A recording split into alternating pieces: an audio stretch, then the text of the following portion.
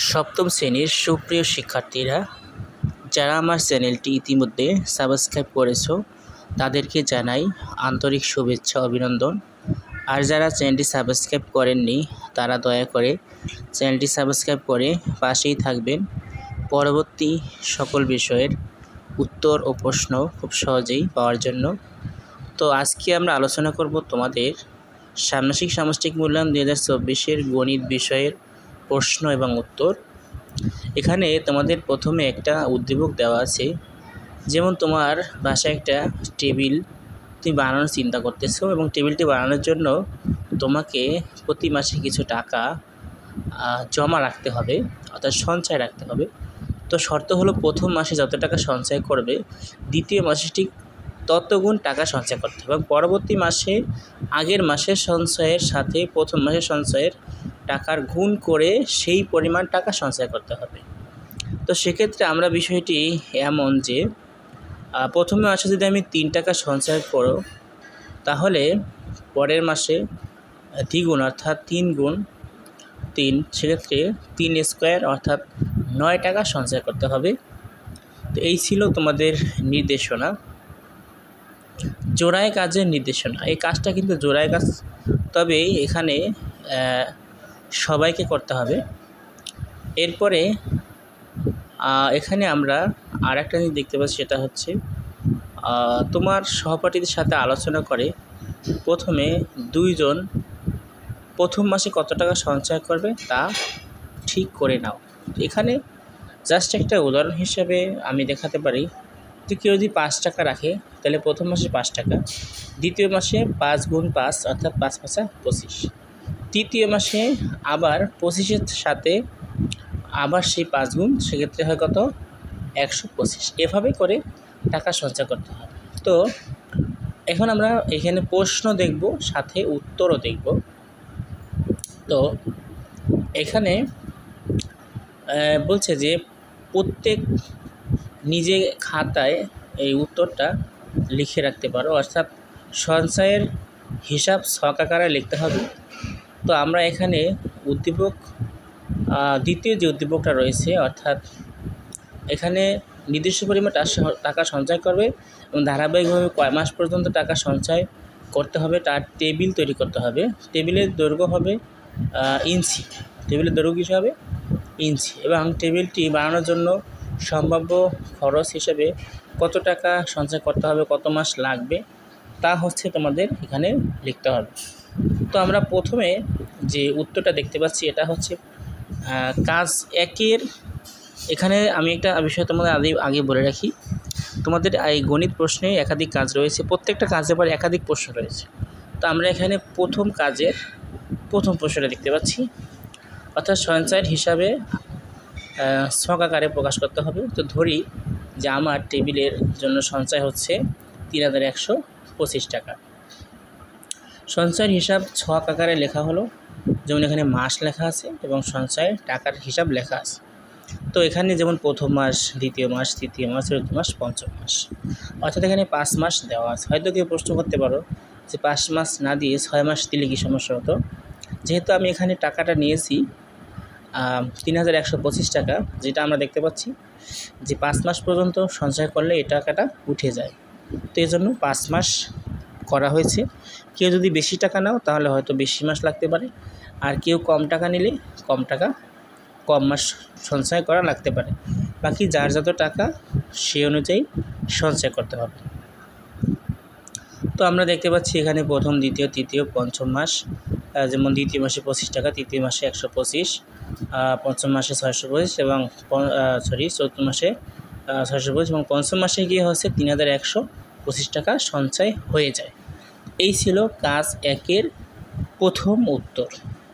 এখানে খুব সহজেই প্রশ্ন এবং উত্তর পাশাপাশি দেওয়া আছে, তাই তোমরা খুব সহজে লিখতে পারো।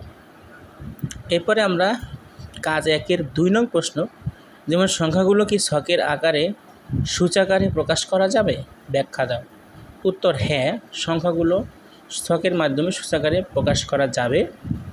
যেমন এখানে মাস আমরা লিখেছি, সঞ্চয় টাকার পরিমাণ লিখেছি এবং সেই টাকাটাকে সূচাকারে প্রকাশ করতে হবে, অর্থাৎ সূচকীয় আকারে লিখতে হবে। অর্থাৎ তোমাদের যে বই অধ্যায় যে সূচক নামে একটা সূচকের একটা অধ্যায় ছিল, সেই অধ্যায়ের সাথে এই অঙ্কটার মিল রয়েছে। তো এখানে আমরা দেখতে পেলাম যে যেমন 5কে আমি লিখতে পারি 5-এর পাওয়ার 1, 25কে লিখতে পারি 5-এর পাওয়ার 2, 125কে লেখা যায় 5-এর পাওয়ার 3, এভাবে করে সবগুলো দেখাতে হবে। 3 নম্বর প্রশ্ন ছিল পঞ্চম মাসে তোমার সঞ্চয়ের পরিমাণ কত টাকা হবে? উত্তর, পঞ্চম মাসে আমার সঞ্চয়ের পরিমাণ হবে 3125 টাকা। এটা খুব সহজ এক লাইনে উত্তর, এখান থেকে লিখে নেবে। 4 নম্বরে আছে যে তোমার পরিকল্পনা অনুযায়ী টেবিলটি তৈরি করতে কত মাস পর্যন্ত সঞ্চয় করার প্রয়োজন হবে? তো যেহেতু আমার টেবিলের সঞ্চয় করতে হবে, টেবিলের জন্য সঞ্চয় করতে হবে 3125 টাকা, সেহেতু এর জন্য আমি 5 মাস টাকা সঞ্চয় করব। অর্থাৎ এখানে 5 মাস পর্যন্ত টাকা সঞ্চয় করলে আমার টেবিলের দাম হয়ে যাবে। এরপরে আমরা দেখব কাজ 2। কাজ 2-এ হচ্ছে আবার একাধিক উত্তর। যেমন প্রথমে এখানে একটা নির্দেশনা দেওয়া আছে, যেমন কাগজ কেটে একটা ত্রিমাত্রিক মডেল তৈরি করতে হবে যার দৈর্ঘ্য প্রস্থ উচ্চতা থাকবে। দলগতভাবে কাজটির পরিকল্পনা করো এবং সবাই মিলে মডেলটি তৈরি করো। অর্থাৎ এখানে একটা মডেল তৈরি করতে হবে যেমন, এবং সেটা নিচে খাতায় উত্তরে লিখে রাখতে হবে। 1 নম্বরে হচ্ছে তৈরিকৃত মডেলটি কী ধরনের জ্যামিতিক আকৃতি চিহ্নিত করা। অর্থাৎ আমরা যে মডেলটা বানালাম, যেটা দৈর্ঘ্য প্রস্থ উচ্চতা সমান, অর্থাৎ ত্রিমাত্রিক মডেল, যেখানে 3টা জিনিস থাকবে, দৈর্ঘ্য প্রস্থ উচ্চতা, এর জন্য বলা হয়েছে ত্রিমাত্রিক মডেল। তো হ্যাঁ, আমরা উত্তরে লিখতে পারি যে তৈরিকৃত মডেলটি হচ্ছে এটা ঘনক। যদি 3টা দিক সমান হয় তাহলে সেটা ঘনক হয়, কারণ মডেলটির দৈর্ঘ্য প্রস্থ উচ্চতা কি সমান। তো 1 নম্বর উত্তরে তোমরা এটাই লিখবে এবং একটা চিত্র অঙ্কন করবে। 2 নম্বরে হচ্ছে তৈরিকৃত মডেলটির আয়তন এবং একটি তলের ক্ষেত্রফল নির্ণয় করো। তার আমরা দেখতে পেলাম যে তৈরিকৃত মডেলটা একটা ঘনক, এবং এখানে ধরে নিলাম যে ঘনকের একটি বাহুর দৈর্ঘ্য হচ্ছে 6 সেন্টিমিটার। তোমরা যখন এই মডেলটা বানাবে তখন অবশ্যই 6 সেন্টিমিটারই নিবে। এখানে চাইলে 5 সেন্টিমিটার, 4 সেন্টিমিটার, 7 সেন্টিমিটার নেওয়া যাবে, তবে যত নিবে ঠিক ততই লিখবে, এবং প্রত্যেকটা বাহুর মান 1 থাকবে, অর্থাৎ দৈর্ঘ্য যা, প্রস্থ যা, উচ্চতাও তাই। তো সেক্ষেত্রে আমরা লিখতে পারি যে ঘনকের আয়তনের সূত্র হচ্ছে a কিউব। তো এ হচ্ছে 6 কিউব করলে 616 ঘন সেন্টিমিটার। সাধারণত আয়তনের একক কী হয়? ঘন সেন্টিমিটার। এরপরে বলছে যে একটি তলের ক্ষেত্রফল নির্ণয় করো। তো একটা তলের ক্ষেত্রে কি হয়? দৈর্ঘ্য থাকে, প্রস্থ থাকে। তো আমরা দেখতে পাচ্ছি যে ঘনকের হলে 6টি তল আছে, প্রতিটি তল হচ্ছে একটি বর্গক্ষেত্র, অর্থাৎ দৈর্ঘ্য প্রস্থ সমান। সেক্ষেত্রে আমরা লিখতে পারি যে একটি তলের ক্ষেত্রফল হচ্ছে দৈর্ঘ্য গুণ প্রস্থ, 6 গুণ 6 সমান 6 স্কোয়ার, সমান হচ্ছে 36 বর্গ সেন্টিমিটার। তো এই হলো 2 নং কাজের 2 নং প্রশ্নের উত্তর। এরপরে আমরা 3 নম্বরে দেখব যে তৈরিকৃত মডেলটি সম্পূর্ণ তলের ক্ষেত্রফল নির্ণয় করা সম্ভব কিনা, উত্তরের সবাইকে যুক্তি দাও। বলছে হ্যাঁ, আমরা উত্তরে দেখতে পাচ্ছি যে তৈরিকৃত মডেলটির সম্পূর্ণ তলের ক্ষেত্রফল নির্ণয় করা সম্ভব। তৈরিকৃত মডেলটি একটা ঘনক, তো ঘনকের 6টি তল থাকে, যেহেতু প্রতিটি তল একটি বর্গক্ষেত্র, আর আমরা আগে পেয়েছিলাম যে একটা তলের ক্ষেত্রফল যদি হয় 36, তাহলে 36 দিয়ে 6 গুণ করলে সাধারণত 616 হয়। বাকি এখানে আমরা সূত্র দিয়ে করবো যে সম্পূর্ণ তলের ক্ষেত্রফল হচ্ছে 6a স্কোয়ার, আর এর মান হলো 6 স্কোয়ারে 36, আর 36 দিয়ে 6 গুণ করলে হয় 216 বর্গ সেন্টিমিটার। এরপরে কাজ 4-এ বলছে যে সম্পূর্ণ আলাদা একটা প্রশ্ন, যেখানে উল্লেখিত যে টেবিলটা ছিল, টেবিলের পৃষ্ঠ ক্ষেত্রফল এবং তৈরিকৃত মডেলের একটা পৃষ্ঠ ক্ষেত্রফলের অনুপাত। তো আমরা দেখতে পাচ্ছি যে উল্লেখিত টেবিলের দৈর্ঘ্য 56 ইঞ্চি। এটা জাস্ট আমরা যে প্রথমে টেবিলে নেওয়া হয়েছিল সেটা আমরা ধরেছিলাম। তো 56 ইঞ্চি যদি হয় তাহলে সেক্ষেত্রে ইঞ্চিকে সেন্টিমিটার নিতে চাইলে 2.54 দিয়ে গুণ করতে হবে। তো সেক্ষেত্রে আমরা পেলাম হচ্ছে 142.24 সেন্টিমিটার। তো এখানে টেবিলের দৈর্ঘ্য হলো 142 সেন্টিমিটার, অর্থাৎ আমরা এখানে পয়েন্টের মানটা বাদ দিয়েছি, প্রায় লিখেছি। তো সেক্ষেত্রে টেবিলের পৃষ্ঠের ক্ষেত্রফল হচ্ছে এই যে 142 স্কোয়ার, তার মানে হচ্ছে 20,164 বর্গ সেন্টিমিটার। আর তৈরিকৃত মডেলের যে ঘনক ছিল, অর্থাৎ মডেল বলতে ঘনক, সেই ঘনকের একটা তলের ক্ষেত্রফল ছিল 36 বর্গ সেন্টিমিটার। তো এই 36 আর হচ্ছে 20,164, এটার অনুপাত বের করতে হবে। তো আমরা লিখলাম যে 20,164 অনুপাত হচ্ছে 36। কাটাকাটি করলে এখানে 4 দ্বারা কাটাকাটি যায়। তো প্রথম নয় কাটলে হয় 5041 আর 36 কাটলে হয় 9, তার মানে 5041:9 এই ছিল উত্তর। এরপরে আমরা কাজ 5-এ চলে আসলাম। এখানে বলছে যে উল্লিখিত টেবিলটির সমগ্র পৃষ্ঠের ক্ষেত্রফলের সাপেক্ষে তৈরিকৃত মডেলের সমগ্র ক্ষেত্রফলের শতকরায় প্রকাশ করতে হবে। তো আমরা এখানে দেখতে পাচ্ছি যে টেবিলের সমগ্র পৃষ্ঠের ক্ষেত্রফল, যেটা হচ্ছে একটা পাশকে 6 দিয়ে গুণ করলে হবে। একটা পাশ ছিল হচ্ছে 142 স্কোয়ার, সেক্ষেত্রে 6 দিয়ে গুণ করলে হয় এখানে হচ্ছে 1,20,984 বর্গ সেন্টিমিটার। আর তৈরিকৃত মডেলের সম্পূর্ণ তলের ক্ষেত্রফল ছিল 216 বর্গ সেন্টিমিটার।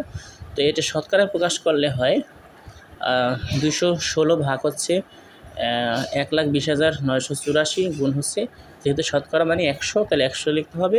এখানে এটাকে ভাগ দিয়ে যদি গুণ করা হয় তাহলে উত্তর আসে 0.17853636। সেটাকে যদি আমরা মানে সংক্ষেপে ছোটো আকারে লিখি তাহলে 1.18% প্রায়। এরপরে 3 নম্বর কাজে আমরা চলে গেলাম। তো এই পর্যায়ে আমরা দেখব গাণিতিক সূত্র যাচাই, অর্থাৎ এখানে কাজ 3-এর যে প্রশ্নটা রয়েছে, অর্থাৎ দলগত কাজের মাধ্যমে তৈরিকৃত মডেলটির একটা মাধ্যমকে প্রাপ্ত যে কোনো দুটি সূত্র বেছে নিতে হবে এবং পৃষ্ঠের সমান করে কাগজ কাটতে হবে এবং লটারির মাধ্যমে নিচের যে সূত্রগুলো আছে সেখান থেকে যে কোনো একটা সূত্র নিয়ে তার প্রমাণ করতে হবে। তো সেক্ষেত্রে আমরা যে সূত্রগুলো দেখতে পাচ্ছি a + b whole square, a - b whole square, a square + b square, a square + b square + c square. তো এই 3টা সূত্রের এখানে 4টা সূত্র এখানে রয়েছে। তো প্রথমে আমরা 2 নম্বর যে উত্তরটা রয়েছে প্রশ্নটা, অর্থাৎ a - b whole square = a + b whole square - 4ab, এই সূত্রের প্রমাণটা দেখব। এখানে আমরা একটা বর্গাকার একটা কাগজ কেটে নিতে হবে। কাটার পরে এখানে 4টা অংশ, একটা হলো যেমন দেখতে পাচ্ছি আমরা গ্রিন, আকাশি, হলুদ এবং কালো। তো এখানে উপরে a - b এবং b, আর এখানে হচ্ছে a - b এবং b, অর্থাৎ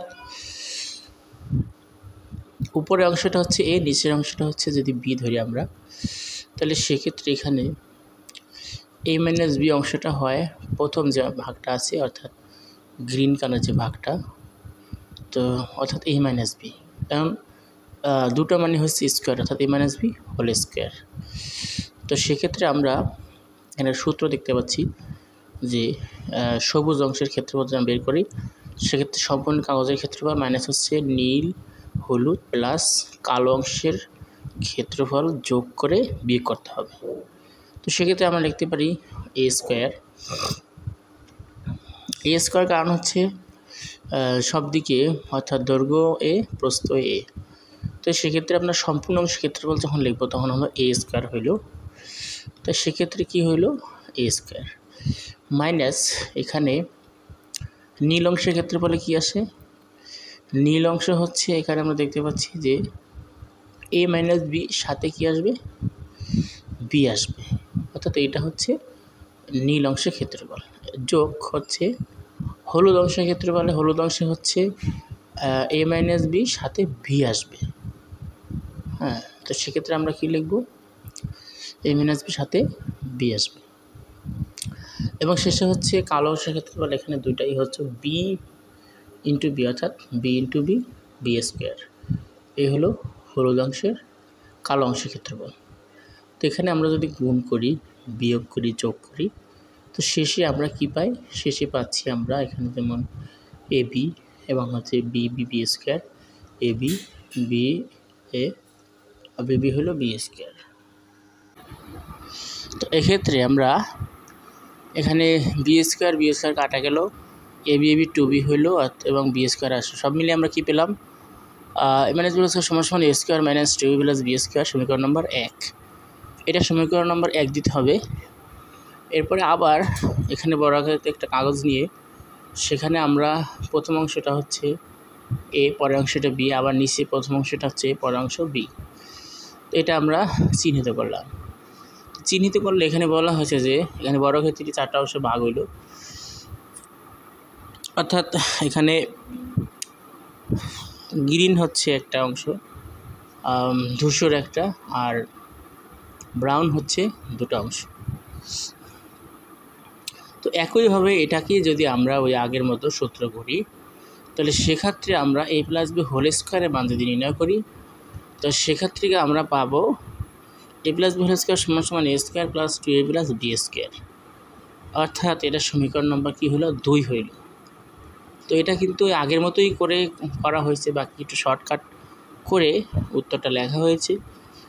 এখানে এত বিস্তারিত লেখার প্রয়োজন নেই, জাস্ট আগেরটার মতো করে আমরা আরেকটা সমীকরণ পেলাম, সেটা হচ্ছে এ প্লাস বি স্কোয়ার সমান সমান A square plus two B plus B square. তো এই দুটো সমীকরণ যদি এখন আমরা 1 নং থেকে 2 নং বিয়োগ করি, তাহলে আমরা কী লিখতে পারি? A plus B whole square minus A plus B whole square, A minus B whole square minus A minus B whole square. এটা হলো বাম পাশে। ডান পাশে যে মানটা আছে সেটাও আমরা বিয়োগ হবে, তো এখানে আমরা ব্র্যাকেট দিয়ে বিয়োগ চিহ্ন দিলাম। তো এখানে ব্র্যাকেট উঠাই দিয়ে যোগ বিয়োগ করলে দেখা যায় এখানে বি স্কোয়ার কাটা যায়, এ স্কোয়ার কাছে টাকা যায়, এখানে টু এবি কত হয়? 4ab। তো সেটা যদি আমরা একটু মানে পক্ষান্তর বা এক্সচেঞ্জ করে নেই, অর্থাৎ এখানে এ প্লাস বি এ পাশে নিয়ে আসি, তাহলে সেক্ষেত্রে সূত্র হয় কি? সূত্র হচ্ছে A plus B whole square সমান A minus B whole square সমান সমান A plus B whole square minus 4ab। তো এভাবে করে আমরা 1 আর 2 প্রমাণ করতে পারবো। তো এখন চলে আসলাম আমরা 3-এ। তো এখানে আমরা হচ্ছে 3-এ যে সূত্রটা ছিল, তো সেটার হচ্ছে 3টা অংশ, এ বি সি 3টা অংশ। তো 3টা অংশ এখানে বোঝানোর জন্য এখানে আমরা হচ্ছে প্রথমে একটা অংশ নিব, সেটা হচ্ছে যে এখানে যে বর্গক্ষেত্রটা রয়েছিল, সেই বর্গক্ষেত্রটাকে হচ্ছে আমরা 6টা ভাগ করব। অর্থাৎ আমরা এখন দেখাচ্ছি 4 নম্বর সূত্রের প্রমাণ, অর্থাৎ A square plus B square সমান সমান A plus B whole square minus 2ab BC plus C. তো তোমরা এখান থেকে ওটা লিখে নিবে। এরপরে আমরা 4 নম্বর কাজে চলে আসলাম। তো 4 নম্বর কাজে রয়েছে প্রথমে A4 সাইজের একটা কাগজ নিয়ে আয়তাকৃতি করে টুকরা করতে হবে এবং কাগজটির কর্ণ বরাবর একটা রেখা টানতে হবে। সেখানে দুটো অংশ হবে, অবশ্য দেখতে পাচ্ছি দুটো ত্রিভুজ হয়, এখানে দুটো ত্রিভুজ আমরা দেখতে পাই। তো কেটে নেওয়া অংশ নিয়ে হচ্ছে কাজ করতে হবে। যেমন প্রথমে রয়েছে যে কেটে নেওয়া অংশ যে জ্যামিতিক আকৃতি নির্দেশ করে তার বৈশিষ্ট্য লেখা। অবশ্যই এখানে ত্রিভুজ হচ্ছে, তো ত্রিভুজের বৈশিষ্ট্য লিখতে হবে এবং 3 বাহু 3টি কোণ। জাস্ট এই হলো কাজ 4-এর 1 নং প্রশ্নের উত্তর। 2 নং হচ্ছে চাঁদার সাহায্যে যে কোনো একটা আকৃতির কোণগুলো পরিমাণ করে যোগফল নির্ণয় করে। সেক্ষেত্রে আমরা যদি এখানে চাঁদার সাহায্যে নির্ণয় করি, দেখতে পাচ্ছি এ কোণের মান হবে 64 ডিগ্রি, বি হবে 26 ডিগ্রি, আর সি অবশ্য 90 ডিগ্রি। তো সেক্ষেত্রে আমরা চাঁদার সাহায্যে নির্ণয় করলে এই কোণগুলো পেলাম, এ বি সি 3টা কোণ। এরপরে কোণগুলো যোগফল করতে হবে, তাহলে যোগ করলে সব মিলিয়ে যেটা হয় কোণ এ বি প্লাস সি সমান হচ্ছে 180 ডিগ্রি। এই ছিল 4 নং কাজের 2 নং প্রশ্নের উত্তর। তোমরা এখান থেকে খুব সহজে এটা লিখে নিতে পারো।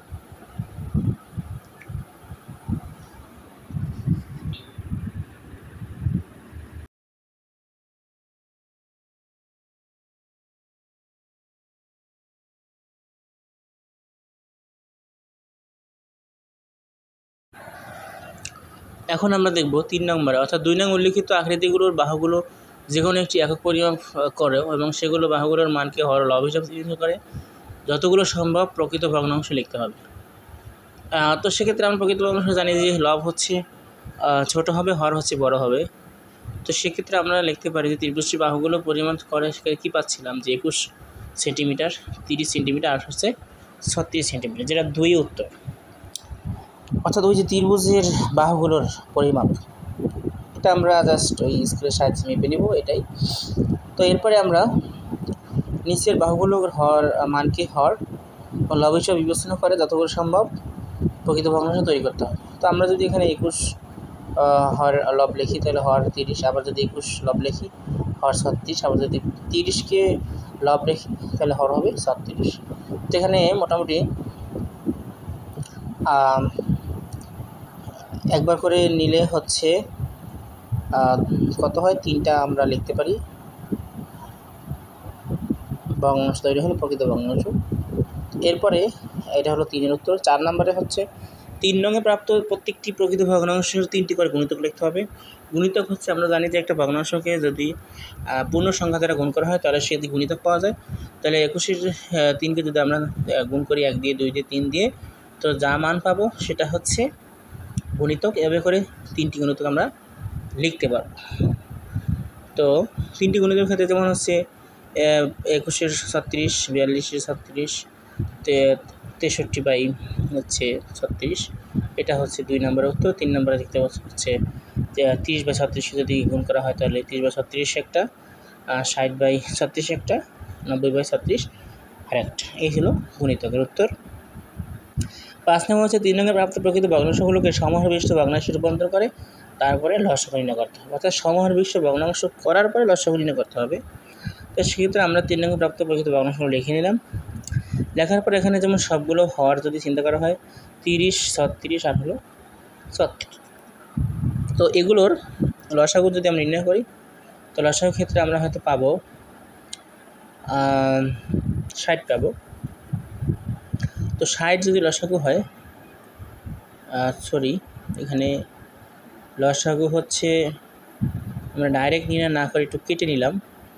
তো ভগ্নাংশগুলো একটু জাস্ট কাটাকাটি করলে এখানে প্রথমটা আছে 7-এর 10, পরেরটা 7-এর 12, পরেরটায় 5-এর 6। তো ওখান থেকে যদি আমরা হরগুলো নিই তাহলে হচ্ছে 10, 12, 6। তো 10, 12, 6 লসাগু আমরা দেখি কত আসে। আর 2 দিয়ে ভাগ করলে হয় 5 × 10, 6 × 12, 3 × 6, আবার 2 দিয়ে যায়, 5-এর ভিতরে যায় না, 3 × 6, 3 1 3, তার মানে 3 × 6, 5 × 30, 2 × 60। তার মানে এই যে ভগ্নাংশগুলো পেয়েছিলাম সেগুলোর হরের লসাগু হচ্ছে 60। তো এখন প্রথম ভগ্নাংশ লেখার পরে হচ্ছে 60কে যদি আমরা 10 দিয়ে ভাগ করি, অর্থাৎ হর দিয়ে ভাগ করি তাহলে 6 হয়, 6 দিয়ে উপরে গুণ নিচে গুণ, তাহলে 642 আর 660। সেম একইভাবে দ্বিতীয় ভগ্নাংশ লিখলে 7-এর 12 যদি 12 দিয়ে ভাগ করি তাহলে 5 আসে, 5 দিয়ে উপরে গুণ নিচে গুণ, তাহলে 5 × 60 আর 760।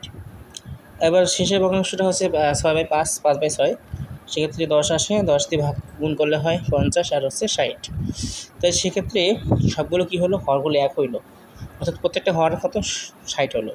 তো এখন এই ভগ্নাংশগুলো লসাগু নির্ণয় করার ক্ষেত্রে আমরা সূত্র জানি সমহরবিষ্ট ভগ্নাংশের লবের লসাগু ভাগ হচ্ছে সমহরবিষ্ট ভগ্নাংশের হর। তো ভগ্নাংশের হর হচ্ছে 60 আর উপরে যে 42, 35 এবং হচ্ছে 50 যে সমহরবিষ্ট ভগ্নাংশের যে লবের লসাগু যদি আমরা নির্ণয় করি, তো 42, 35, 50-এর লসাগু নির্ণয় করার ক্ষেত্রে 2 দিয়ে ভাগ করলে ওখানে 21, 35-এ যায় না, 25 × 50, আবার হচ্ছে 5 দিয়ে করলে 21 যায় না, 5 × 35, 5 × 25, এবার 7 দিয়ে যায়। তো সেক্ষেত্রে আমরা হচ্ছে কী পাচ্ছি, এখানে পাচ্ছি 7350। এটা কাটাকাটি করলে হয়